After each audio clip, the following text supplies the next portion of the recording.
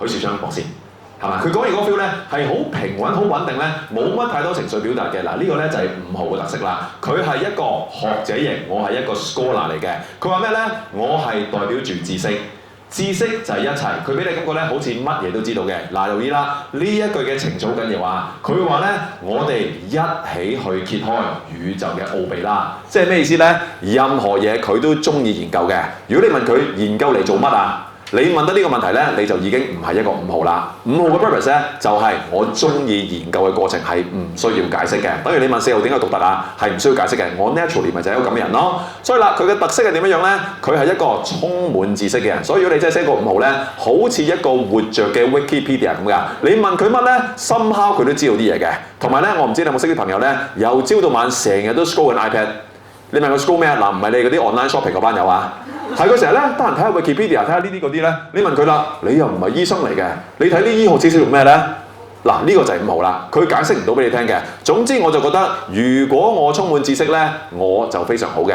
好啦，又講個性格特點先啊。第一咧，佢哋係好熱愛追求知識嘅。咁所以咧，嗱，我舉一個例子啊。以前我教嗰啲堂咧，識咗個5號同學仔，我去到一個咩嘅極端咧？佢同我講啦，嗱，因為5號咧都有個樣俾你睇嘅，就如果你唔係5號咧，你會覺得好似 nerdy 少少嘅，係因為就算我打唔打個 fans，我點樣做學者咧，係咪梗係會平實少少嘅？咁我就問佢啦，咦，有冇拍拖啊？咁啊冇啊，但係咧我都要研究愛情呢樣嘢嘅喎。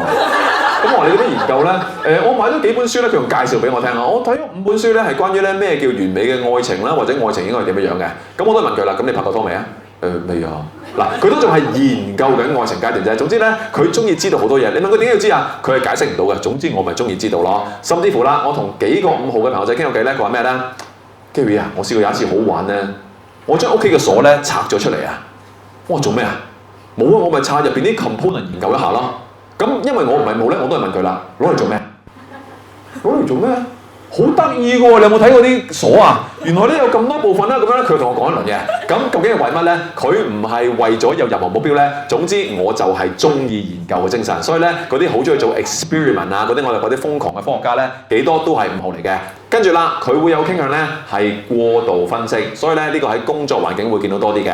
有冇啲同事嗰啲 Excel 咧用到 macro 嗰啲咧？嗱，幾有機會可能係5號嚟嘅，因為俾我就唔識用啦。我多數揾個同事幫我做嘅啫。咁同埋啲嘢咧係研究咗好多好仔細咧。你發覺 breakdown 咁多為咗咩啊？佢就繼續同你講 breakdown 啲咩嘅。佢嘅目標咧唔係為咗結果，總之係中意研究呢樣嘢啊。所以好多 researcher 咧或者大學嘅 professor 咧有幾多都係5號嚟嘅，就係為咗咩咧？我係中意分析。但係啦，如果分析完你問佢咁即係點啊？佢係唔係好識答你呢個問題嘅？因為 naturally 佢唔係為咗結果研究，佢係為咗研究而去研究。咁所以啦，佢嘅恐懼咩咧？佢最驚係無知。你問到某啲嘢咧，如果佢唔識咧，佢會好想入去研究一下嘅。咁又睇下 Wikipedia 去跟住下咯。